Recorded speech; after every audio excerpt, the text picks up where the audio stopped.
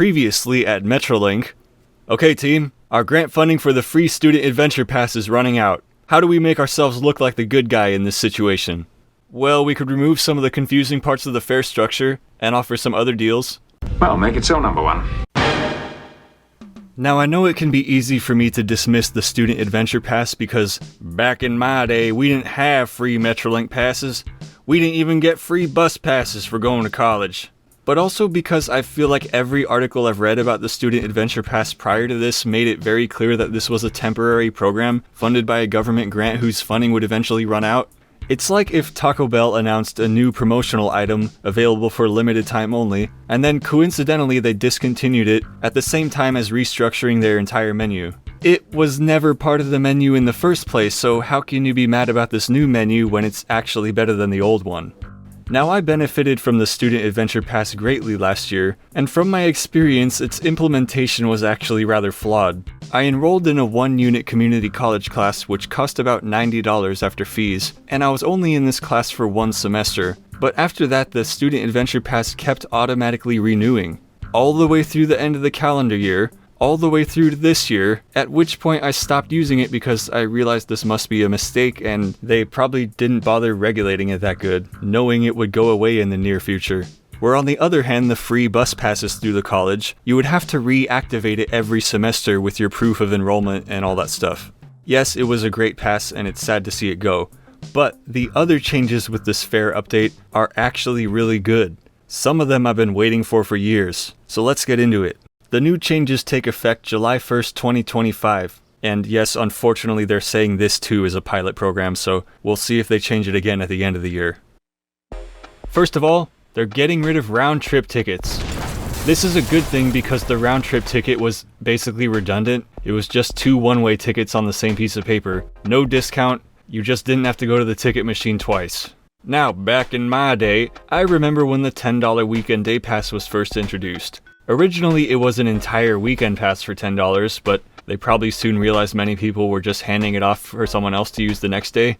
One of the biggest problems with the weekend day pass was people would often accidentally buy the more expensive round-trip ticket, sometimes paying more than double what you would need to. And this was especially a problem with new riders and those less familiar with the ticket options. So getting rid of the round-trip option is a good thing.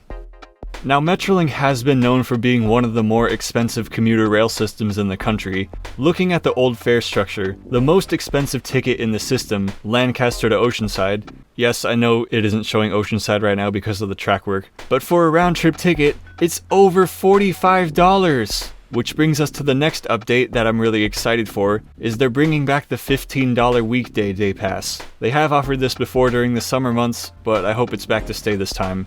$15 is a lot less than $45. Ka-ching, ka-ching, bling, bling, bling. Though I don't know who's doing Lancaster to Oceanside and back in one day because that'll take up like 8 hours of your day.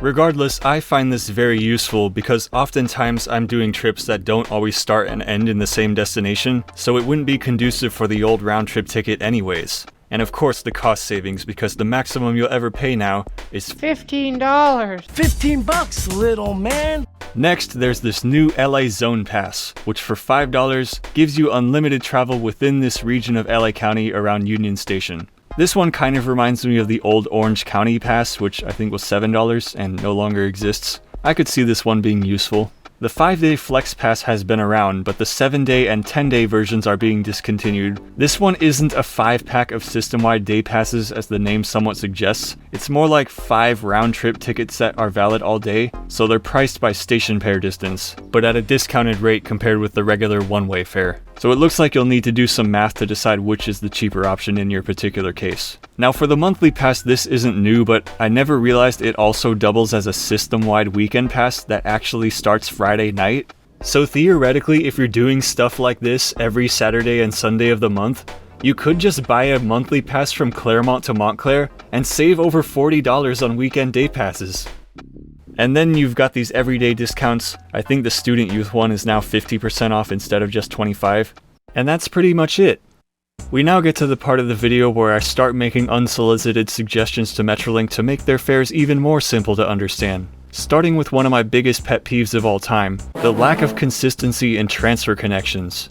Some bus agencies treat your Metrolink ticket like a day pass, where some only treat it like a one-way transfer from or near a Metrolink station.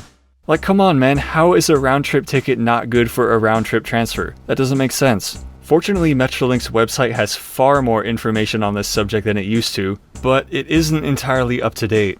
It would probably take Metrolink hiring a full-time employee just to accurately maintain this, because there's so many different connecting agencies. For instance, Sunline. It says the transfers require an additional fee, where I know from experience and reading the Sunline website that Metrolink tickets are good for free rides on the 10 commuter link that takes you 92 miles all the way to Indio. And then it says you can board Sunline at Riverside downtown, where that route was discontinued about 5 years ago.